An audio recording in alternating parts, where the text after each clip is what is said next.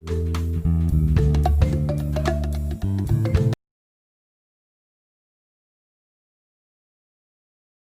Morning.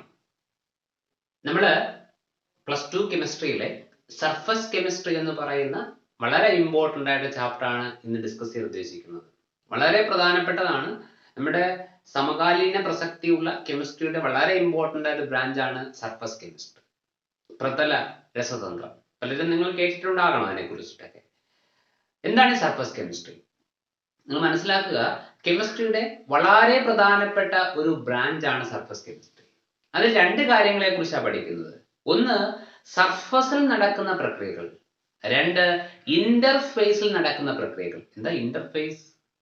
രണ്ട് ഫേസുകൾ തമ്മിൽ ചേരുന്ന ഭാഗം, രണ്ട് ഫിസിക്കൽ സ്റ്റേറ്റുകൾ തമ്മിൽ ചേരുന്ന ഭാഗം.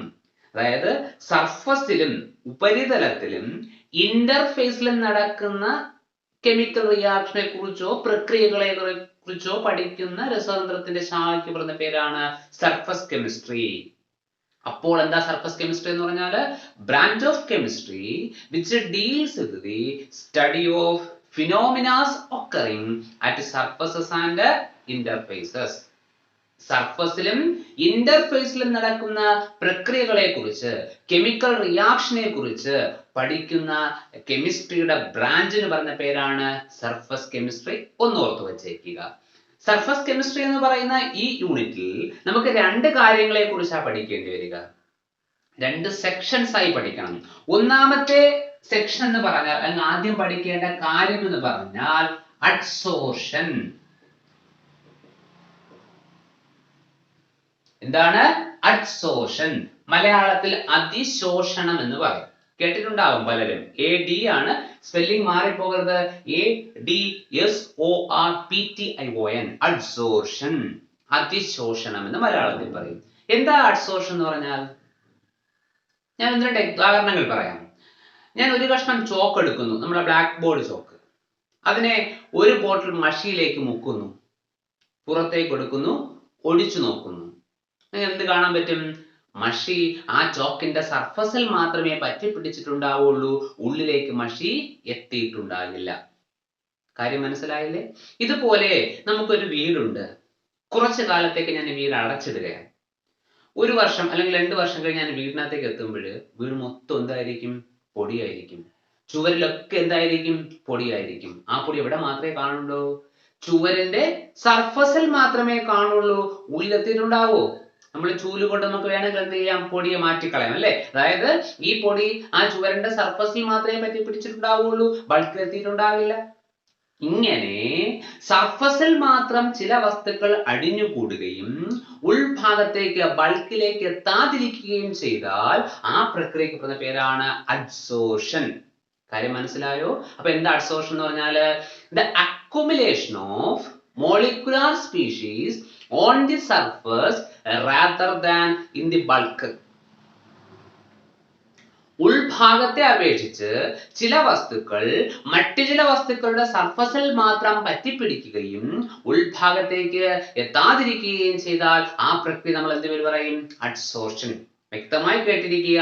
The accumulation of molecular species on the surface rather than in the bulk is called adsorption. ഈ അഡ്സോർഷനെ കുറിച്ച് പഠിക്കുമ്പോൾ നമ്മൾ രണ്ട് ടേമുകൾ കൂടെ അറിഞ്ഞിരിക്കണം. ഒന്നാമത്തെ ടേം എന്ന് പറഞ്ഞാല് അഡ്സോർബെന്റ്. എന്താണ്? അഡ്സോർബെന്റ്. രണ്ടാമത്തെ ടേം എന്ന് പറഞ്ഞാല് അഡ്സോർബേറ്റ്. അഡ്സോർബെന്റും അഡ്സോർബേറ്റും. ഞാൻ നേരത്തെ പറഞ്ഞ ഉദാഹരണങ്ങളിലേക്ക് തന്നെ നമുക്ക് വീണ്ടും പോകാം. മഷിയിലേക്ക് ചോക്ക് മുക്കുന്നു. ചോക്കിന്റെ സർഫസിൽ മാത്രം ആര് പറ്റിപ്പിടിക്കും? മഷി. ഉള്ളിലേക്ക് മഷി എത്തില്ല, അല്ലെ? കൺഫ്യൂഷൻ ഇല്ലല്ലോ. ഈ പറഞ്ഞ എക്സാമ്പിളിനകത്ത് ചോക്കാണ് അഡ്സോർബെന്റ്, ചോക്കാണ് അഡ്സോർബെന്റ്, മഷിയാണ് അഡ്സോർബേറ്റ്. രണ്ടാമത്തെ എക്സാമ്പിൾ എന്താ? ചുവരിലേക്ക് പൊടി പടലം പറ്റിപ്പിടിക്കുന്നു. അവിടെ ചുവരാണ് അഡ്സോർബെന്റ്, പൊടിയാണ് അഡ്സോർബേറ്റ്. അപ്പൊ എന്താ അഡ്സോർബെന്റ്? ഏതു വസ്തുവിന് പുറത്താണോ അഡ്സോർഷൻ സംഭവിക്കുന്നത്, ഏത് വസ്തുവിന്റെ പുറത്താണോ മറ്റു വസ്തുക്കൾ അടിഞ്ഞുകൂടുന്നത്, ആ വസ്തുവിനെ പറഞ്ഞ പേരാണ് അഡ്സോർബെന്റ്. The substance on which adsorption takes place is called adsorbent. ഏത് വസ്തുവിന്റെ പുറത്തേക്കാണോ അഡ്സോർഷൻ സംഭവിക്കുന്നത് അയാളെ പറഞ്ഞ പേരാണ് അഡ്സോർബന്റ്. മറന്നു പോകരുത്. അപ്പൊ എന്താ adsorbent? The substance on which adsorption takes place is called adsorbent. ഇപ്പൊ എന്താ adsorbate? The substance which is adsorbed. ഏതു സബ്സ്റ്റൻസ് ആണോ അഡ്സോർബ് ചെയ്യപ്പെടുന്നത്, പൊടിപടലം, മഷി, ഇതെല്ലാം എന്താണ്? അഡ്സോർബേറ്റ്. അപ്പോൾ എന്താ അഡ്സോർബേറ്റ് എന്ന് പറഞ്ഞാല്? The substance which is adsorbed is called adsorbate. The substance on which adsorption takes place is called adsorbent. രണ്ട് ടേമുകൾ ഓർത്ത് വെച്ചേക്കുക, അഡ്സോർബന്റും അഡ്സോർബേറ്റ്. കൺഫ്യൂഷൻ ഇല്ലല്ലോ. ഒരു ടേം കൂടെ നമ്മൾ അറിയണം, എന്താണ് ഈ ഡീസോർഷൻ? കാര്യം നിങ്ങൾക്ക് മനസ്സിലായിട്ടുണ്ടാകും. ഡീസോർഷൻ നമ്മുടെ ചുവരിലേക്ക് പൊടിപടലം പറ്റിപ്പിടിച്ചു, ചുവരിന്റെ സർഫസിൽ മാത്രം, ഉള്ളിലേക്ക് എത്തിയില്ല. പ്രക്രിയക്ക് പറഞ്ഞ പേര് അഡ്സോർഷൻ. ചുവരിനെ പറഞ്ഞ പേര് അഡ്സോർബന്റ്, പൊടിയെ പറഞ്ഞ പേര് അഡ്സോർബേറ്റ് അല്ലേ? നമുക്ക് ഈ 2 വർഷത്തിന് ശേഷം നമ്മൾ പോയപ്പോഴാണ് പൊടി കണ്ടത്. ചുവര് മൊത്തം പൊടി പിടിച്ചിരിക്കുക. നമുക്ക് എന്താണ് വീണ്ടും താമസയോഗ്യമാക്കണം. എങ്ങനെ മാറ്റും? ഈ പൊടിപടലങ്ങളായിട്ട് നമുക്ക് എന്ത് ചെയ്യണം? റിമൂവ് ചെയ്യണം. അതിനുള്ള മാർഗം എന്താ? ചൂല് ഉപയോഗിച്ച് നമുക്ക് എന്ത് ചെയ്യാം? നന്നായിട്ട് അടിച്ചു വാരാം അല്ലെ? അപ്പൊ ഇങ്ങനെ അഡ്സോർബന്റ് സർഫസിൽ നിന്നും അഡ്സോർബേറ്റ് മോളിക്യൂൾ നമുക്ക് റിമൂവ് ചെയ്യണം. അതിന് പല മാർഗങ്ങൾ ഉപയോഗിക്കാം, depending upon the nature of the force of attraction between adsorbent and adsorbate. ഈ അഡ്സോർബന്റിനും അഡ്സോർബേറ്റിനും ഇടയിലുള്ള ആകർഷണ ബലത്തെ ഡിപ്പെൻഡ് ചെയ്തുകൊണ്ട് നമ്മൾ ഉപയോഗിക്കുന്ന മെത്തേഡുകൾ മാറി വരും. കൺഫ്യൂഷൻ ഇല്ലല്ലോ. അപ്പം ഈ മെത്തേഡുകൾക്കനുസരിച്ച് ഇങ്ങനെ അഡ്സോർബന്റ് സർഫസിൽ നിന്നും അഡ്സോർബേറ്റ് മോളിക്യൂളിനെ റിമൂവ് ചെയ്യുന്ന പ്രക്രിയക്ക് പറഞ്ഞ പേരാണ് ഡീസോർഷൻ. ഇത് പറയും ഡീസോർഷൻ. The removal of adsorbate molecule from the surface of the adsorbent. അഡ്സോർബന്റിന്റെ സർഫസിൽ നിന്നും അഡ്സോർബേറ്റ് മോളിക്യൂൾസിനെ റിമൂവ് ചെയ്യുന്ന പ്രക്രിയക്ക് പറഞ്ഞ പേരാണ് ഡീസോർഷൻ. ഇത് പറയും ഡീസോർഷൻ. What do you mean desorption? The process of removing adsorbate molecule from the surface of the adsorbent is called desorption. Confusion ഇല്ലല്ലോ. Adsorption പഠിച്ചപ്പോൾ നമ്മൾ പഠിച്ച ടേമുകളാണ് അഡ്സോർബന്റും അഡ്സോർബേറ്റും, അതുപോലെ ഡീസോർഷൻ. കൺഫ്യൂഷൻ ഇല്ലല്ലോ. അഡ്സോർഷൻ പഠിക്കുന്ന നമ്മൾ അറിയേണ്ട മറ്റൊരു ടേമാണ് അബ്സോർഷൻ. സ്പെല്ലിംഗ് മാറിപ്പോകരുത്. AB ആണ്. മലയാളത്തിൽ ആകിരണം എന്ന് പറയും. ആകിരണം. മലയാളത്തിൽ എന്ത് പേര് പറയും? ആകിരണം. എന്താണ് ഈ അബ്സോർഷൻ എന്ന് പറഞ്ഞാൽ? അതായത് നമ്മൾ ഒരു ലക്ഷം സ്പോഞ്ച് എടുക്കുന്നു. എല്ലാവരും കേട്ടിട്ടുണ്ടാവും അല്ലെ? സ്പോഞ്ച്. ഈ സ്പോഞ്ച് എടുത്ത് കുറച്ച് വെള്ളത്തിനകത്തേക്ക് ഇടുന്നു. എന്ത് സംഭവിക്കും? കുറെ സമയം കഴിഞ്ഞ് എടുത്തു നോക്കുക.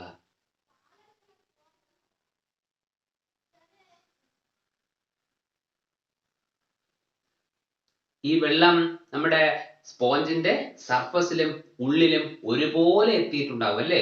ഇങ്ങനെ ചില വസ്തുക്കൾ മറ്റു ചില വസ്തുക്കളുടെ സർഫസിലും ബൾക്കിലും ഒരുപോലെ ഡിസ്ട്രിബ്യൂട്ട് ചെയ്താൽ ആ പ്രക്രിയക്ക് പറഞ്ഞ പേരാണ് അബ്സോർഷൻ. എന്ത് പേര് പറയും? അബ്സോർഷൻ. AB ആണ്, മാറിപ്പോകരുത്. അപ്പൊ എന്താ അബ്സോർഷൻ എന്ന് പറഞ്ഞാല്? The uniform distribution of molecular species on the surface and bulk. The uniform distribution of molecular species on the surface and bulk. സർഫസിലും ബൾക്കിലും ഉൾഭാഗത്തും ഒരുപോലെ ഡിസ്ട്രിബ്യൂട്ട് ചെയ്താൽ ആ പ്രക്രിയക്ക് പറഞ്ഞ പേരാണ് അബ്സോർഷൻ. ഇത് പറയും അബ്സോർഷൻ. പ്രധാനം ഓർക്കേണ്ട കാര്യം, അബ്സോർഷൻ ഒരു ബൾക്ക് ഫിനോമിനയാണ്. എന്ത് ഫിനോമിനയാണ്? ബൾക്ക് ഫിനോമിനയാണ് absorption. Absorption is a bulk phenomena. Absorption എന്ത് ഫിനോമിനയാണ്? Bulk phenomena. അങ്ങനെയാണെങ്കിൽ അഡ്സോർഷൻ എന്ത് ഫിനോമിന ആയിരിക്കും? സർഫസിൽ മാത്രമല്ലേ നടക്കുന്നുള്ളൂ. Therefore it is a surface phenomena. Adsorption is a surface phenomena while absorption is a bulk phenomena. മറന്നു പോകില്ലല്ലോ. അപ്പൊ രണ്ട് ടേമുകളാണ് നമ്മൾ പഠിച്ചത്, അഡ്സോർഷനും അബ്സോർഷനും. അഡ്സോർഷനും അബ്സോർഷനും. കൺഫ്യൂഷൻ ഇല്ല എന്ന് വിചാരിക്കുന്നു. ടേമുകളൊക്കെ വ്യക്തമായി ഓർത്തിരിക്കുക. ഒരു ടേം മനസ്സിലാക്കണം, സോർഷൻ. എന്താണ് ഈ സോർഷൻ എന്ന് പറഞ്ഞത്? വളരെ സിമ്പിൾ. നമ്മൾ പഠിച്ച രണ്ട് ടേമുകൾ അതൊക്കെ അഡ്സോർഷനും അബ്സോർഷനും. ഇത് രണ്ടും ഒരുമിച്ച് നടന്നാൽ അതിന് പറയുന്ന പേരാണ് സോർഷൻ. When adsorption and absorption takes place simultaneously, then it is called sorption. ഈ അഡ്സോർഷനും അബ്സോർഷനും സൈമൾട്ടേനിയസ് ആയി നടന്നാൽ, ഒന്നിനു പുറകെ മറ്റൊന്നായി നടന്നാൽ ആ പ്രക്രിയക്ക് പറയുന്ന പേരാണ് സോർഷൻ. ഈ അഡ്സോർഷനും അബ്സോർഷനും ഒന്നിനു പുറകെ മറ്റൊന്നായി നടന്നാൽ ആ പ്രക്രിയക്ക് പറയുന്ന പേരാണ് സോർഷൻ. ഒരു എക്സാമ്പിൾ ഞാൻ പറയാം. നമ്മുടെ അമോണിയ ഗ്യാസ്, നിങ്ങൾക്കറിയുന്ന അമോണിയ ഗ്യാസിനെ വാട്ടറിനകത്തേക്ക് ഡിസോൾവ് ചെയ്യുന്നു. വാട്ടറിനകത്തേക്ക് ഡിസോൾവ് ചെയ്യുന്നു ഇൻ കോണ്ടാക്ട് വിത്ത് ചാർക്കോൾ. ഈ വാട്ടർ എവിടെയാണ്, ആരുമായിട്ട് കോണ്ടാക്ട് ഉണ്ട്? ചാർക്കോളുമായി കോണ്ടാക്ട് ഇരിക്കുന്ന വാട്ടറിനകത്തേക്ക് അമോണിയ ഗ്യാസിനെ ഡിസോൾവ് ചെയ്യുന്നു. ഈ അമോണിയ ഗ്യാസ് ആദ്യം വാട്ടറിനകത്തേക്ക് ഡിസോൾവ് ചെയ്യും. അവിടെ നടക്കുന്ന പ്രക്രിയ അബ്സോർഷൻ, ആഗിരണം. പൂർണ്ണമായിട്ട് അമോണിയ ഗ്യാസ് വാട്ടറിനകത്തേക്ക് ഡിസോൾവ് ചെയ്യും. ദെൻ ഈ അമോണിയ ഗ്യാസ് ചാർക്കോളിന്റെ സർഫസിലേക്ക് അഡ്സോർവ് ചെയ്യപ്പെടും. അപ്പൊ എന്ത് നടക്കും? അഡ്സോർഷൻ നടക്കും.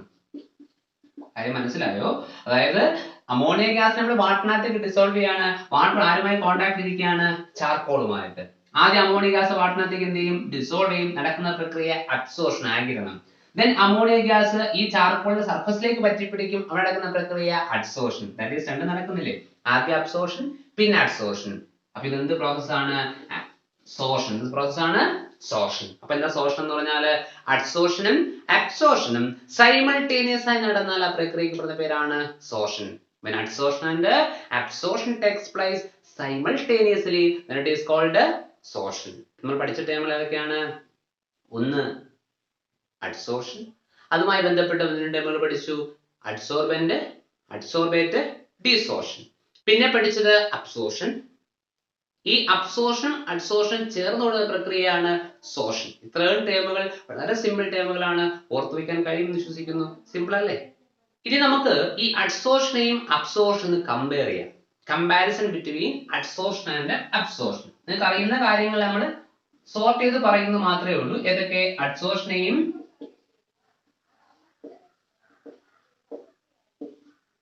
അബ്സോർഷനെയും കമ്പയർ ചെയ്യാൻ പോവുക. ഒന്നാമത്തെ പോയിന്റ് എന്തിനാ പറയാം? ഡെഫിനിഷൻ തന്നെ പറയാം. എന്താ adsorption? The accumulation of molecular species on the surface rather than in the bulk. Confusion ഇല്ലല്ലോ? അപ്പൊ എന്താ അബ്സോർഷൻ എന്ന് പറഞ്ഞാല്?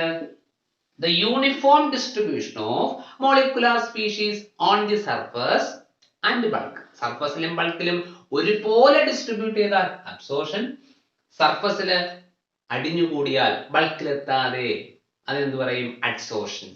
സെക്കൻഡ് പോയിന്റ് പറഞ്ഞാല് adsorption is a surface phenomena. Adsorption എന്ത് ഫിനോമിനയാണ്? സർഫസ് ഫിനോമിനയാണ്. while absorption is a bulk phenomena. adsorption എന്ത് ഫിനോമിനയാണ്? സർഫസ് ഫിനോമിനയും absorption എന്താണ്? ബൾക്ക് ഫിനോമിനയുമാണ് എന്ന് ഓർത്ത് വെച്ചേക്കുക. മൂന്നാമത്തെ ഡിഫറൻസ് അല്ലെങ്കിൽ കമ്പാരിസൺ പോയിന്റ് പറഞ്ഞു കഴിഞ്ഞാൽ concentration of the adsorbent is greater in the surface rather than in the bulk. അതായത് നമുക്കറിയാം നമ്മുടെ അഡ്സോർഷൻ നമ്മൾ ഇവിടെ മാത്രമേ നടക്കുന്നുള്ളൂ, സർഫസിൽ. അതുകൊണ്ട് തന്നെ അഡ്സോർബെന്റിന്റെ സർഫസില് അഡ്സോർബേറ്റിന്റെ കോൺസെൻട്രേഷൻ വളരെയധികം കൂടുതലായിരിക്കും. സർഫസില് അഡ്സോർബെന്റിന്റെ സർഫസില് അഡ്സോർബേറ്റിന്റെ കോൺസെൻട്രേഷൻ എന്തായിരിക്കും? കൂടുതലായിരിക്കും. അതായത് മെറ്റീരിയൽസിന്റെ സബ്സ്റ്റൻസിന്റെ കോൺസെൻട്രേഷൻ എവിടെ കൂടുതലായിരിക്കും? സർഫസിൽ കൂടുതലും ബൾക്കിൽ കുറവായിരിക്കും. Concentration of adsorbate is greater in the surface. സർഫസിൽ എന്തായിരിക്കും? കോൺസെൻട്രേഷൻ കൂടുതലായിരിക്കും, ബൾക്കിൽ കുറവായിരിക്കും. അതേസമയം അബ്സോർഷനിലേക്ക് പോയാലോ? The concentration of material is constant through out. എല്ലാ സ്ഥലങ്ങളിലും എന്തായിരിക്കും? മെറ്റീരിയലിന്റെ കോൺസെൻട്രേഷൻ എന്തായിരിക്കും? കോൺസ്റ്റന്റ് ആയിരിക്കും. Concentration of the material is constant through out അല്ലെങ്കിൽ ത്രൂ ഔട്ട് സെയിം. മുഴുവൻ ഭാഗങ്ങളിൽ എന്തായിരിക്കും? കോൺസെൻട്രേഷൻ ഒരുപോലെ ഇരിക്കും അബ്സോർഷന്റെ കേസിൽ. കൺഫ്യൂഷൻ ഇല്ലല്ലോ? നാലാമത്തെ ഡിഫറൻസ് പറഞ്ഞാല് ഈ അഡ്സോർഷന്റെ റേറ്റ്, വേഗത എന്ന് പറഞ്ഞാൽ ആദ്യം വളരെ കൂടുതലായിരിക്കും, പിന്നെ കുറഞ്ഞു കുറഞ്ഞു വരും. That is, the rate of adsorption is rapid first and then decreases. ആദ്യം വളരെ കൂടുതലായിരിക്കും, പിന്നെ എന്ത് ചെയ്യും? കുറഞ്ഞു വരും. ആദ്യം വളരെ വേഗത്തിലായിരിക്കും അഡ്സോർഷൻ നടക്കുക, പിന്നെ അതിന്റെ വേഗത എന്ത് ചെയ്യും? കുറഞ്ഞു വരും. അതേസമയം അബ്സോർഷന്റെ കേസിൽ rate of absorption is uniform through out. എല്ലായിടത്തും എന്തായിരിക്കും? റേറ്റ് എന്തായിരിക്കും? യൂണിഫോം ആയിരിക്കും, ഒരുപോലെ ആയിരിക്കും എന്ന് മനസ്സിലാക്കുക. അതേസമയം അബ്സോർഷന്റെ കേസിൽ റേറ്റ് എങ്ങനെയായിരിക്കും? ഫസ്റ്റ് ഇൻക്രീസസ്, ആദ്യം വളരെ എന്തായിരിക്കും? കൂടുതലായിരിക്കും. then decreases, പിന്നെ എന്ത് ചെയ്യും? കുറഞ്ഞു വരുമെന്ന് കൂടെ ഓർത്തു വെച്ചേക്കുക. കൺഫ്യൂഷൻ കേട്ടോ. അപ്പൊ 4 കമ്പാരിസൺ പോയിന്റുകളാണ് നമ്മൾ പറഞ്ഞത്. അഡ്സോർഷനും അബ്സോർഷനും ചേർത്തുകൊണ്ട് 4 കമ്പാരിസൺ പോയിന്റുകൾ പറഞ്ഞു. ഒന്നാമത്തെ പോയിന്റ് എന്താ പറഞ്ഞത്? ഡെഫിനിഷൻ തന്നെയാണ്. എന്താ adsorption? the accumulation of molecular species on the surface rather than the bulk. ഉൾഭാഗത്തെ അപേക്ഷിച്ചിട്ട് ചില വസ്തുക്കൾ മറ്റു ചില വസ്തുക്കളുടെ സർഫസിൽ മാത്രം പറ്റിപ്പിടിക്കുകയും ഉള്ളിലേക്ക് എത്താതിരിക്കുകയും ചെയ്താൽ ആ പ്രക്രിയ നമ്മൾ എന്ത് പറയും? അഡ്സോർഷൻ. എന്താ absorption? the uniform distribution of molecular species on the surface and bulk. സർഫസിലും ബൾക്കിലും ഒരുപോലെ പറ്റിപ്പിടിച്ചാൽ ആ പ്രക്രിയ നമ്മൾ എന്ത് പറയും? അബ്സോർഷൻ. ഫസ്റ്റ് പോയിന്റ് കൺഫ്യൂഷൻ ഇല്ലല്ലോ. സെക്കൻഡ് പോയിന്റ് പറഞ്ഞത് adsorption is A surface phenomena while absorption is a bulk phenomena. Then third point എന്താ പറഞ്ഞത്? the concentration of the adsorbate molecule is greater in the surface. സർഫസിൽ എന്തായിരിക്കും? Adsorbate മോളിക്യൂളിന്റെ concentration എന്തായിരിക്കും? വളരെ കൂടുതലായിരിക്കും ബൾക്കിനെ അപേക്ഷിച്ചിട്ട്. അതേസമയം the concentration of the material is uniform throughout. എല്ലായിടത്തും കോൺസെൻട്രേഷൻ എന്തായിരിക്കും? ഒരുപോലെ ആയിരിക്കും മനസ്സിലാക്കുക in absorption. Then last comparison point എന്താ പറഞ്ഞത്? in the case of absorption, rate of absorption is rapid at first and then decreases. ആദ്യം rate of absorption വളരെ കൂടുതലായിരിക്കും, പിന്നെ എന്ത് ചെയ്യും? അത് കുറഞ്ഞു വരും. കാരണം സർഫസിൽ നമ്മുടെ അഡ്സോർബേറ്റ് മോളിക്യൂളിന്റെ കോൺസെൻട്രേഷൻ മാക്സിമം ആയിരുന്നാൽ പിന്നെ എന്ത് ചെയ്യും? കുറയുകയല്ലേ മാർഗമുള്ളൂ, പിന്നെ പറ്റിപ്പിടിക്കാൻ കഴിയില്ല. then absorption ആണെങ്കിലോ rate of absorption is uniform throughout. അബ്സോർഷന്റെ വേഗത എന്തായിരിക്കും? എല്ലായിടത്തും ഒരുപോലെ ആയിരിക്കും എന്ന് കൂടെ മനസ്സിലാക്കി വെച്ചേക്കുക. ഇത്രയും കമ്പാരിസൺ പോയിന്റ് മനസ്സിലാക്കി വെച്ചേക്കണം. വളരെ സിമ്പിൾ കാര്യങ്ങളാണ്. അടുത്ത നമ്മൾ നോക്കേണ്ടത് മെക്കാനിസം ഓഫ് അഡ്സോർഷൻ. അഡ്സോർഷന്റെ മെക്കാനിസം. ഈ അഡ്സോർഷൻ മെക്കാനിസം പഠിക്കുമ്പോൾ നമ്മൾ 1-2 പോയിന്റുകൾ മനസ്സിലാക്കിയിരിക്കണം. തെർമോഡൈനാമിക്സ് എന്ന് പറയുന്ന സെക്ഷനാണ് നമ്മൾ പഠിച്ച കുറച്ച് കാര്യങ്ങൾ നമുക്ക് ധാരണ ഉണ്ടെങ്കിൽ വളരെ എളുപ്പമായിരിക്കും. നോക്കൂ, ഈ മെക്കാനിസം അഡ്സോർഷനിൽ പറയുന്ന ആദ്യത്തെ കാര്യം ഇതാണ്. അഡ്സോർഷൻ സംഭവിക്കാനുള്ള കാരണം എന്ന് പറഞ്ഞാൽ unbalanced residual force on the surface of the adsorbent. ഈ അഡ്സോർബന്റിന്റെ സർഫസിൽ ചില അൺബാലൻസ്ഡ് റെസിഡ്യുവൽ ഫോഴ്സ് ഉള്ളത് കൊണ്ടാണ് അഡ്സോർബൻ സംഭവിക്കുക എന്നാണ് പറയുന്നത്. ഞാൻ എക്സ്പ്ലെയിൻ ചെയ്തു തരാം, നോക്കുക. എന്റെ കയ്യിൽ ഒരു അഡ്സോർബന്റ് ഉണ്ട് എന്ന് വിചാരിക്കുക. എന്താ സാധനം? അഡ്സോർബന്റ്. ഈ അഡ്സോർബന്റിന്റെ ബൾക്കിൽ ഒരു മോളിക്യൂളിനെ കൺസിഡർ ചെയ്യാം. ഈ മോളിക്യൂളിനെ ഇവിടുന്ന് ഒരു മോളിക്യൂൾ ഇങ്ങോട്ടേക്ക് അട്രാക്ട് ചെയ്താൽ ഇവിടുന്ന് ഒരു മോളിക്യൂൾ ഇങ്ങോട്ടേക്ക് അട്രാക്ട് ചെയ്യും. ഇവിടുന്ന് ഇങ്ങോട്ടേക്ക് അട്രാക്ട് ചെയ്താൽ ഇവിടുന്ന് ഇങ്ങനെ മോളിക്യൂൾ അട്രാക്ട് ചെയ്യും. ഇവിടുന്ന് ഒരു ഫോഴ്സ് ഓഫ് അട്രാക്ഷൻ ഉണ്ടെങ്കിൽ അതിന്റെ ഓപ്പോസിറ്റ് ഡയറക്ഷൻ വേറെ ഫോഴ്സ് ഓഫ് അട്രാക്ഷൻ ഉണ്ടാകും. ഇവിടുന്ന് ഒരു ഫോഴ്സ് ഉണ്ടെങ്കിൽ അതിന്റെ ഓപ്പോസിറ്റ് ഡയറക്ഷനിൽ മറ്റൊരു ഫോഴ്സ് ഉണ്ടാകും. അതായത് ബൾക്കിലുള്ള മോളിക്യൂളിനെ എവിടുന്ന് ഒരു മോളിക്യൂൾ അട്രാക്ട് ചെയ്താലും അതിന്റെ ഓപ്പോസിറ്റ് ഡയറക്ഷനിൽ വേറൊരു മോളിക്യൂൾ എന്ത് ചെയ്യും? അട്രാക്ട് ചെയ്യും. അതുകൊണ്ട് തന്നെ എല്ലാ ഫോഴ്സുകളും ഈക്വലി ക്യാൻസൽഡ് ചെയ്യും. അതുകൊണ്ട് ആ മോളിക്യൂൾ സ്റ്റേബിൾ ആയിട്ടിരിക്കും. അതേസമയം ഞാൻ സർഫസിൽ ഒരു മോളിക്യൂളിനെ കൺസിഡർ ചെയ്യാം. ഇവിടുന്ന് ഒരു മോളിക്യൂൾ ഇങ്ങോട്ടേക്ക് അട്രാക്ട് ചെയ്ത് കഴിഞ്ഞാൽ അതിന്റെ ഓപ്പോസിറ്റ് ഡയറക്ഷനിൽ ഫോഴ്സ് ഉണ്ട്, അത് ക്യാൻസൽ ചെയ്യും. അതേസമയം ഇങ്ങോട്ടൊരു ഫോഴ്സ് ഓഫ് അട്രാക്ഷൻ ഉണ്ടെങ്കിൽ അതിനെ ക്യാൻസൽ ചെയ്തിട്ട് ഇവിടെ ഫോഴ്സ് ഓഫ് അട്രാക്ഷൻ ഉണ്ടോ? ഇല്ല. ഈ ഫോഴ്സിന് പറഞ്ഞ പേരാണ് അൺബാലൻസ്ഡ് റെസിഡ്യുവൽ ഫോഴ്സ്. ഈ അൺബാലൻസ്ഡ് റെസിഡ്യുവൽ ഫോഴ്സ്. ഇങ്ങനെ ഞാൻ സർഫസിൽ ഒരു മോളിക്യൂളാണ് കൺസിഡർ ചെയ്തത്. ഒരുപാട് മോളിക്യൂൾ ഉണ്ട്. എല്ലാ മോളിക്യൂളിലും ഇതുപോലെ ബാലൻസ് ചെയ്യപ്പെടാത്ത ഒരു ഫോഴ്സ് സർഫസിലെ മോളിക്യൂൾ ഉണ്ട്. ഇല്ലേ? കൺഫ്യൂഷൻ ഇല്ലല്ലോ. സർഫസിലെ മോളിക്യൂൾ എല്ലാം തന്നെ ഇങ്ങനെ ബാലൻസ് ചെയ്യപ്പെടാത്ത ഒരു ഫോഴ്സ് ഓഫ് അട്രാക്ഷൻ ഉണ്ട്. അപ്പോഴാണ് ആര് പോരുക? നമ്മുടെ അഡ്സോർബേറ്റ് മോളിക്യൂൾ ഇതുവഴി ഇങ്ങനെ പാസ് ചെയ്ത് പോവുക. ഇത് അൺബാലൻസ്ഡ് അല്ലേ? അപ്പൊ അതുകൊണ്ട് എന്ത് ചെയ്യും? ഈ ഫോഴ്സിനെ ബാലൻസ് ചെയ്യാൻ വേണ്ടിയിട്ട് അഡ്സോർബേറ്റ് മോളിക്യൂൾ ഇങ്ങോട്ടേക്ക് അട്രാക്ട് ചെയ്യും. മനസ്സിലാവുന്നുണ്ടോ? അപ്പം അഡ്സോർഷൻ സംഭവിക്കാനുള്ള കാരണം എന്തെന്ന് ചോദിച്ചു കഴിഞ്ഞാൽ adsorption is due to the presence of an unbalanced residual force. Unbalanced residual force on the surface of the adsorbent. ആരുടെ? അഡ്സോർബന്റിന്റെ സർഫസിൽ ഒരു അൺബാലൻസ്ഡ് റെസിഡ്യുവൽ ഫോഴ്സ് ഉള്ളത് കൊണ്ടാണ് അഡ്സോർഷൻ സംഭവിക്കുന്നു എന്നാണ് പറയുന്നത്. ഫസ്റ്റ് പോയിന്റ് ഓർത്തൂടെ. കൺഫ്യൂഷൻ ഇല്ലല്ലോ. സെക്കൻഡ് പോയിന്റ് പറയുന്നത് ഡ്യൂറിങ് അഡ്സോർഷൻ. ഇപ്പൊ നമ്മള് അഡ്സോർഷന് കാരണം പറഞ്ഞു അൺബാലൻസ് റെസിഡ്യൂവൽ ഫോഴ്സ് ആണ്. ഇനി അഡ്സോർഷൻ തുടങ്ങിക്കഴിഞ്ഞാൽ during adsorption surface area of the adsorbent decreases. Adsorption തുടങ്ങിക്കഴിഞ്ഞാൽ എന്ത് ചെയ്യും? സർഫസ് ഏരിയ ഡിക്രീസ് ചെയ്യും. കൺഫ്യൂഷൻ ഉണ്ടോ? അതായത് തുടങ്ങുന്ന സമയത്ത് സർഫസ് ഏരിയ വളരെ കൂടുതലാണ്, എല്ലാം അൺബാലൻസ്ഡ് ഫോഴ്സ് ആണ്, ഒരുപാട് ഫോഴ്സുകളുണ്ട്, അവിടെ ആരും വന്ന് ഇരിപ്പില്ല അല്ലേ, ഫ്രീ സ്പേസ്, സർഫസ് ഏരിയ വളരെ കൂടുതലാണ്. അഡ്സോർബ് സ്റ്റാർട്ട് ചെയ്യുന്നു, അഡ്സോർബേറ്റ് മോളിക്കൂൾ വന്നിരിക്കാൻ തുടങ്ങുന്നു, അഡ്സോർബ് ഇരിക്കാൻ തുടങ്ങുന്നു, അപ്പോഴേക്കും സർഫസ് ഏരിയ കുറഞ്ഞു വരും. അതായത് ഒക്കുപ്പൈ ചെയ്യാൻ കഴിയുന്ന സ്പേസ് എന്ത് ചെയ്യും? കുറഞ്ഞു വരും. കാര്യം മനസ്സിലാക്കാൻ നിങ്ങൾക്ക് അറിയില്ല, നമുക്കൊരു കല്യാണ മണ്ഡപം ഉണ്ടെന്ന് വിചാരിക്കുക, അതിനകത്ത് 1000 സീറ്റ് ഉണ്ട്, ഒക്കുപ്പൻസി 1000 ആണ്. അതിനകത്തേക്ക് ഇപ്പൊ കല്യാണം നടക്കാൻ പോവുകയാണ്, ആൾക്കാർ വന്നു തുടങ്ങി, 500 പേർ എത്തിക്കഴിഞ്ഞു, സീറ്റിന്റെ എണ്ണം കുറയുകയല്ലേ, ടോട്ടൽ സീറ്റ് 1000 തന്നെ അവിടെ ഉണ്ട്, ഒക്കുപ്പൈ ചെയ്യാൻ കഴിയുന്ന കപ്പാസിറ്റി കുറയുകയാണ് അല്ലേ. അതായത് 500 പേര് ഒക്കുപ്പൈ ചെയ്ത് കഴിഞ്ഞു, ഇനി എത്ര പേര് ഒക്കുപ്പൈ ചെയ്യാൻ കഴിയുള്ളൂ? 500 പേര് ഒക്കുപ്പൈ ചെയ്യാൻ കഴിയുള്ളൂ. 1000 പേര് ഇരുന്ന് കഴിഞ്ഞാൽ ഒക്കുപ്പൻസി പിന്നെ കുറയുകയാണ്, ഇനി എന്ത് ചെയ്യാൻ പറ്റില്ല, ആളെ ഉൾക്കൊള്ളാൻ പറ്റുമോ? അതാണ് ഇവിടെ ഉദ്ദേശിച്ചത്. അല്ലാതെ സർഫസിൽ വലിയ വ്യത്യാസമൊന്നും ഉണ്ടാകുന്നില്ല, ആള് വന്നിരിക്കുന്ന അനുസരിച്ചിട്ട് ഒക്കുപ്പൈയുള്ള കപ്പാസിറ്റി എന്ത് ചെയ്യും? കുറഞ്ഞു വരും. ആദ്യം എന്താണ്? ഫ്രീ ആണ്, വേക്കന്റ് ആയി കിടക്കുക. സർഫസ് ഏരിയ, ഒക്കുപ്പൈ ചെയ്യാൻ കഴിയുന്ന സർഫസ് ഏരിയ വളരെ കൂടുതലാണ്.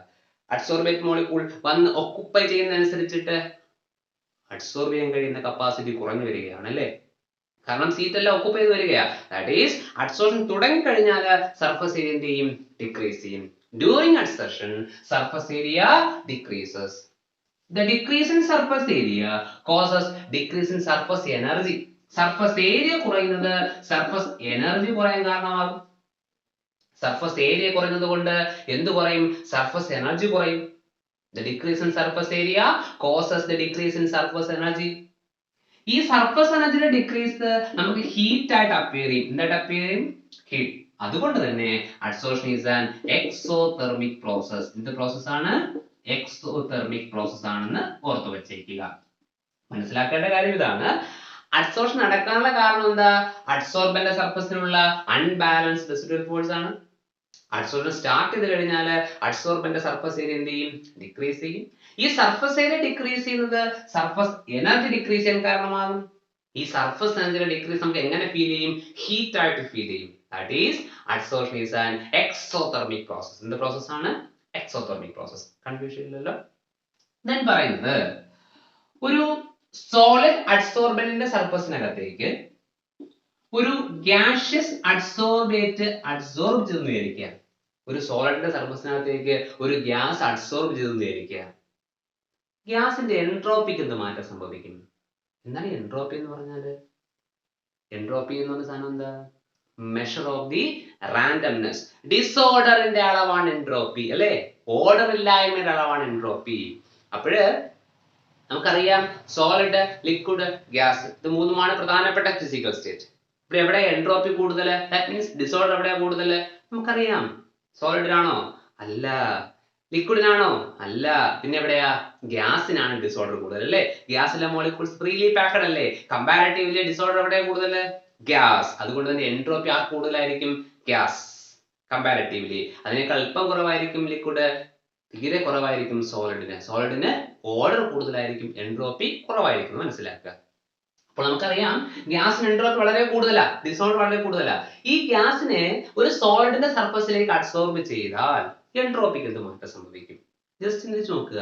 ഗ്യാസിന് ഫ്രീഡം ഓഫ് മൂവ്മെന്റ് വളരെ കൂടുതലാണ്, പാർട്ടിക്കിൾസ് ഡിസോർഡർലി അറേഞ്ച് ചെയ്തിരിക്കുക. ഈ ഗ്യാസ് നമ്മൾ സോളിഡ് സർഫസിലേക്ക് പറ്റി പിടിപ്പിക്കുക. ഗ്യാസിന്റെ ഫ്രീഡം ഓഫ് മൂവ്മെന്റ് നമ്മൾ എന്ത് ചെയ്യാണ്? റെസിസ്റ്റ് ചെയ്യുകയാണ്, അവിടെ പിടിച്ചിരുത്തുകയാണ്. അപ്പം നേരത്തേനേക്കാൾ ലേശം കൂടെ ഓർഡർ വന്നുകൂടെ? ശരിക്കും ഓർഡർ വരുമെന്നല്ല പറഞ്ഞത്, സോളിഡിന്റെ സർഫസിലേക്ക് അഡ്സോർബ് ചെയ്ത് കഴിഞ്ഞാൽ നേരത്തെ ഉണ്ടാകുന്ന ഡിസോർഡർ അല്പം കൂടെ എന്ത് ചെയ്യും? കുറയും അല്ലേ. അല്പം ഓർഡർ വരാം, പക്ക ഓർഡറായി മാറുമെന്നല്ല, നേരത്തേനേക്കാൾ എന്ത് ചെയ്യും? ഡിസോർഡർ കുറയും. ദാറ്റ് ഈസ് എൻട്രോപ്പി അവിടെ എന്ത് ചെയ്യപ്പെടും? ഡിക്രീസ് ചെയ്യപ്പെടും. പിന്നെ gas is adsorbed on a solid surface, entropy decreases. Entropy എന്ത് ചെയ്യപ്പെടും? ഡിക്രീസ് ചെയ്യപ്പെടും. എൻട്രോപ്പി ഡിക്രീസ് ചെയ്താൽ delta S, change in entropy, thermodynamics പഠിച്ചിട്ടുണ്ട്. ഡെൽറ്റ എസ് എങ്ങനെ കാണുക? S2 minus S1, S final minus S initial. S for entropy ആണ്, S ആരെ സൂചിപ്പിക്കും? Entropy. Final entropy minus initial entropy. Entropy കുറയുന്നല്ലേ പറഞ്ഞേ, ഫൈനൽ വാല്യൂ കുറവും ഇനിഷ്യൽ വാല്യൂ കൂടുതലായിരിക്കും. ഫൈനൽ ചെറുത് മൈനസ് വലുത്, സൈൻ എന്തായിരിക്കും? നെഗറ്റീവ് ആയിരിക്കും. ഡെൽറ്റ എസ് എന്തായിരിക്കും? നെഗറ്റീവ് ആയിരിക്കും. അതുപോലെ നമ്മുടെ അഡ്സോർപ്ഷൻ എന്ത് പ്രോസസ് എന്നാ പറഞ്ഞേ? എക്സോതെർമിക്. എക്സോതെർമിക് ആണെങ്കിൽ change in enthalpy delta H. Change in enthalpy എങ്ങനെ കാണുക? Delta H, H final minus H initial. Exothermic എന്നല്ലേ പറഞ്ഞേ, അതായത് റിയാക്ടന്റ് പ്രോഡക്റ്റ് ആയി മാറുന്നു, ഒപ്പം ഹീറ്റും കൂടെ ലിബറേറ്റ് ചെയ്യുന്നു. ഇതാണ് എക്സോതെർമിക് പ്രോസസ് അല്ലേ? കൺഫ്യൂഷൻ ഉണ്ടോ? എങ്ങനെയാ ഡെൽറ്റ എച്ച് കാണുക? H products minus H reactant. Confusion ഉണ്ടോ? ഇവിടെ നമ്മുടെ റിയാക്ടന്റ് 10 ജൂൾ ഹീറ്റ് ഉണ്ടെന്ന് വിചാരിക്കുക. ഇത് രണ്ടിനും കൂടെ എത്ര ജൂൾ പാടുള്ളൂ? 10 joule. According to law of conservation of energy. Energy can neither be created nor be destroyed. അതായത് ഇവിടെ നോക്കുക, 2 ജൂൾ ഹീറ്റ് ലിബറേറ്റ് ചെയ്താൽ പ്രോഡക്റ്റ് എത്ര ജൂൾ ഹീറ്റ് ഉണ്ടാകാൻ പാടുള്ളൂ? 8 ജൂൾ. ടോട്ടൽ എത്ര വരാൻ പാടുള്ളൂ? റിയാക്ടന്റ് അത്രയും വരാൻ പാടുള്ളൂ. According to law of conservation of energy. H product എത്രയാ? 8. എച്ച് റിയാക്ടന്റ് എത്രയാ? 10. That is -2. That is delta H ന്റെ സൈൻ എന്തായിരിക്കും? നെഗറ്റീവ്. നിങ്ങൾ തെർമോഡൈനാമിക്സ് യൂണിറ്റിൽ പഠിച്ചിട്ടുള്ളതാണ്. എക്സോതെർമിക് ആണ് എങ്കിൽ ഡെൽറ്റ എച്ച് നെഗറ്റീവും, എൻഡോതെർമിക് ആണെങ്കിൽ ഡെൽറ്റ എച്ച് പോസിറ്റീവുമാണ് നിങ്ങൾ പഠിച്ചിട്ടുണ്ട്. രണ്ട് കാര്യങ്ങൾ കൺഫ്യൂഷൻ ഇല്ലല്ലോ. അഡ്സോർപ്ഷൻ എക്സോതെർമിക് പ്രോസസ് ആണ്, that is delta H is negative. അതുപോലെ തന്നെ ഒരു ഗ്യാസിനെ സോളിഡിന്റെ സർഫസിലേക്ക് അഡ്സോർബ് ചെയ്ത് കഴിഞ്ഞാൽ എൻട്രോപ്പി ഡിക്രീസ് ചെയ്യും, that is delta H is negative.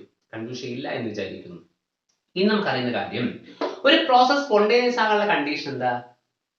Delta G negative ആകണം അല്ലേ? ഡെൽറ്റ ജി നെഗറ്റീവ് ആയാൽ മാത്രമേ പ്രോസസ് എന്താവുള്ളൂ? സ്പോണ്ടേനിയസ് ആവുള്ളൂ. ഡെൽറ്റ ജി എങ്ങനെ കാണുക? Delta G is equal to delta H minus T delta S. Thermodynamics എന്ന് പറയുന്ന യൂണിറ്റ് നിങ്ങൾ പഠിച്ചിട്ടുണ്ട്. Delta G is equal to delta H minus T delta S. അഡ്സോർപ്ഷന്റെ കേസിൽ ഡെൽറ്റ എച്ച് നെഗറ്റീവ് ആണെന്ന് അറിയാം. That is delta G is equal to delta H എന്താണ്? Negative ആണ്. Delta S എന്താണ്? നെഗറ്റീവ് ആണ്. Negative into T into negative delta S. That is delta G is equal to minus delta H, minus into minus plus T delta S. ഇനി എപ്പോഴായിരിക്കും delta G negative ആവുന്ന ആലോചിച്ച് നോക്കിയേ. Delta G is equal to minus delta H plus T delta S ആണ് കിട്ടിയിരിക്കുന്നത്. ഇനി എപ്പോഴാണ് delta ജിയുടെ സൈൻ നെഗറ്റീവ് ആകുമെന്ന് ആലോചിച്ച് നോക്കിയേ. അപ്പൊ minus delta H plus T delta S അല്ലേ? ദാറ്റ് ഈസ് ഡെൽറ്റ എച്ചിന്റെ മാഗ്നിറ്റ്യൂഡ് ടി ഡെൽറ്റ എസിനേക്കാൾ കൂടുതലായിരിക്കണം. കാര്യം മനസ്സിലായോ? കാരണം ഇത് നെഗറ്റീവും ഇത് പോസിറ്റീവും. അപ്പൊ നമ്മൾ എന്ത് ചെയ്യും? വലതിൽ നിന്ന് ചെറുത് കുറച്ച് വലുതിന്റെ സൈൻ. ദാറ്റ് മീൻസ് നെഗറ്റീവ് ആകണമെങ്കിൽ ഡെൽറ്റ എച്ചിന്റെ മാഗ്നിറ്റ്യൂഡ് എന്തായിരിക്കണം? വളരെയധികം കൂടുതലായിരിക്കണം, വേണ്ടേ? ദാറ്റ് ഈസ് ഡെൽറ്റ എച്ചിന്റെ മാഗ്നിറ്റ്യൂഡ് ടി ഡെൽറ്റ എസിനേക്കാൾ കൂടുതലായാൽ ഡെൽറ്റ ജി എന്താകും? നെഗറ്റീവ് ആകും. അതല്ലേ ഉള്ളു കണ്ടീഷൻ. കാരണം നമ്മുടെ അഡ്സോർപ്ഷന്റെ കേസിൽ ഡെൽറ്റ ജി കണ്ടുപിടിക്കുന്ന ഇക്വേഷൻ എന്താണ്? Minus delta H plus T delta S നമുക്ക് മനസ്സിലായി കഴിഞ്ഞു. അപ്പൊ അങ്ങനെ ഈ ഡെൽറ്റ ജിയുടെ സൈൻ നെഗറ്റീവ് ആകണമെങ്കിൽ ഡെൽറ്റ എച്ചിന്റെ മാഗ്നിറ്റ്യൂഡ് ആരേക്കാൾ കൂടുതലായിരിക്കണം? T delta S. നമ്മൾ എന്ത് ചെയ്യും? വലുതിൽ നിന്ന് ചെറുത് കുറച്ച് വലുതിന്റെ സൈൻ. ഡെൽറ്റ എച്ചിന്റെ മാഗ്നിറ്റ്യൂഡ് കൂടുതലാകും, വലുതിന്റെ സൈൻ എന്താ? നെഗറ്റീവ്. ഡെൽറ്റ ജി നെഗറ്റീവ് ആകത്തില്ലേ? അപ്പൊ അവിടെ നിന്ന് മനസ്സിലാക്കേണ്ട കാര്യം, അഡ്സോർപ്ഷൻ പ്രോസസ് സ്പോണ്ടേനിയസ് ആകണമെങ്കിൽ ഡെൽറ്റ എച്ചിന്റെ മാഗ്നിറ്റ്യൂഡ് ആരേക്കാൾ കൂടുതലായിരിക്കണം? ടി ഇൻറ്റു ഡെൽറ്റ എസിനേക്കാൾ കൂടുതലായിരിക്കണമെന്ന് ഓർത്തു വെച്ചേക്കുക. അപ്പൊ ഇത്രയും കാര്യങ്ങൾ നമ്മൾ അഡ്സോർപ്ഷൻ മെക്കാനിസത്തിനകത്ത് പറയണം. ഓർമ്മയുണ്ടാവുമല്ലോ. ഫസ്റ്റ് പറഞ്ഞ പോയിന്റ് എന്താ? അഡ്സോർപ്ഷന് കാരണം എന്താ? അഡ്സോർബന്റെ സർഫസിലുള്ള അൺബാലൻസ്ഡ് ആയിട്ടുള്ള റെസിഡ്യുവൽ ഫോഴ്സ് ആണ് എന്ന് ഓർത്തു വെച്ചേക്കുക. അടുത്ത പറഞ്ഞ കാര്യം എന്താ? അഡ്സോർപ്ഷൻ നടക്കുമ്പോൾ അഡ്സോർബന്റെ സർഫസിലെ സർഫസ് ഏരിയ എന്ത് ചെയ്യും? ഗ്രാജുവലി ഡിക്രീസ് ചെയ്യപ്പെടും. ഈ അഡ്സോർബന്റിന്റെ സർഫസ് ഏരിയ കുറയുന്നത് സർഫസ് എനർജി കുറയാൻ കാരണമാകും. ഈ സർഫസ് എനർജി കുറയുന്നത് നമുക്ക് എങ്ങനെ ഫീൽ ചെയ്യും? ഹീറ്റ് ആയിട്ട് ഫീൽ ചെയ്യും. അവിടുന്ന് മനസ്സിലാക്കാൻ കഴിയുന്ന കാര്യം എന്താണ്? അഡ്സോർപ്ഷൻ എക്സോതെർമിക് പ്രോസസ് ആണ്. That is delta H is negative. Delta H is negative എന്ന് നമുക്ക് മനസ്സിലായി. കൺഫ്യൂഷൻ ഇല്ലല്ലോ. ഇത് മനസ്സിലാക്കേണ്ടത്, ഒരു ഗ്യാസിനെ സോളിഡിന്റെ സർഫസിലേക്ക് അഡ്സോർബ് ചെയ്ത് കഴിഞ്ഞാൽ എൻട്രോപ്പി എന്ത് ചെയ്യപ്പെടും? ഡിക്രീസ് ചെയ്യപ്പെടും. That is delta S is negative. ഇനി നമുക്കറിയുന്ന കാര്യം, ഒരു പ്രോസസ് സ്പോണ്ടേനിയസ് ആകാൻ ഡെൽറ്റ ജി എന്താകണം? നെഗറ്റീവ് ആകണം. അപ്പൊ ഡെൽറ്റ എച്ചിന്റെയും ഡെൽറ്റ എസിന്റെയും സൈൻ നമുക്കറിയാം. ഡെൽറ്റ ജി കണ്ടുപിടിക്കാനുള്ള ഇക്വേഷൻ നമ്മൾ തെർമോഡൈനാമിക്സിൽ പഠിച്ചിട്ടുമുണ്ട്. Delta G is equal to delta H minus T delta S. ആ ഡെൽറ്റ എച്ചിന്റെ സൈൻ കൊടുത്തു, ഡെൽറ്റ എസിന്റെ സൈനും കൊടുത്തു. അപ്പൊ ഇക്വേഷൻ എന്ത് കിട്ടി? Delta G is equal to minus delta H plus T delta S. അവിടുന്ന് നമുക്ക് മനസ്സിലാക്കാൻ കഴിഞ്ഞ കാര്യം എന്ന് പറഞ്ഞാല്, ഡെൽറ്റ ജി നെഗറ്റീവ് ആകണമെങ്കിൽ ഡെൽറ്റ എച്ചിന്റെ മാഗ്നിറ്റ്യൂഡ് ആരേക്കാൾ കൂടുതലായിരിക്കണം? ടി ഡെൽറ്റ എസിനേക്കാൾ കൂടുതലായിരിക്കണം. ദാറ്റ് ഈസ് അഡ്സോർഷൻ സ്പോണ്ടേനിയസ് ആകണമെങ്കിൽ ഡെൽറ്റ എച്ചിന്റെ മാഗ്നിറ്റ്യൂഡ് ആരേക്കാൾ കൂടുതലായിരിക്കണം? ടി ഡെൽറ്റ എസിനേക്കാൾ കൂടുതലായിരിക്കണം എന്ന് ഓർത്ത് വെച്ചേക്കുക. സിമ്പിൾ ആയിട്ട് ഓർത്ത് വെച്ചുകൂടെ? വളരെ സിമ്പിൾ ആണ് മെക്കാനിസം ഓഫ് അഡ്സോർഷൻ. അപ്പോൾ നമ്മൾ സർഫസ് കെമിസ്ട്രി എന്ന് പറയുന്ന ഈ ചാപ്റ്ററിൽ ആദ്യം പഠിച്ച ടേം ആയിരുന്നു അഡ്സോർഷൻ. അഡ്സോർഷൻ പഠിച്ചപ്പോൾ ബേസിക്കായി കുറെ ടേമുകൾ പഠിച്ചു. എന്താണ് അഡ്സോർബന്റ്, അഡ്സോർബേറ്റ്, ഡീസോർഷൻ, പിന്നെ അബ്സോർഷനെ കുറിച്ച് പഠിച്ചു. പിന്നെ അതിനുമായിട്ട് ബന്ധപ്പെട്ട് സോർഷൻ പഠിച്ചു, ഇല്ലേ? പിന്നെ അഡ്സോർഷൻ അബ്സോർഷനെ കമ്പയർ ചെയ്തു, അഡ്സോർഷനെ മെക്കാനിസത്തെ കുറിച്ച് പറഞ്ഞു. ഓക്കെ, ഇത്രയും കാര്യങ്ങളാണ് നമ്മൾ ഇന്നത്തെ ക്ലാസ് ഡിസ്കസ് ചെയ്യുന്നത്. ഇനിയും കുറച്ചധികം കാര്യങ്ങൾ ഈ ചാപ്റ്ററിൽ പറയാനുണ്ട്. വരുന്ന ക്ലാസ്സുകളിലൊക്കെ നമുക്ക് എന്ത് ചെയ്യാം? ഡിസ്കസ് ചെയ്യാം. വളരെ ഭംഗിയായി പഠിക്കുക. ഈ ചാപ്റ്ററിന്റെ പുതിയ ഭാഗങ്ങളുമായി നമുക്ക് അടുത്ത ക്ലാസ്സിൽ കണ്ടുമുട്ടാം. Okay, thank you.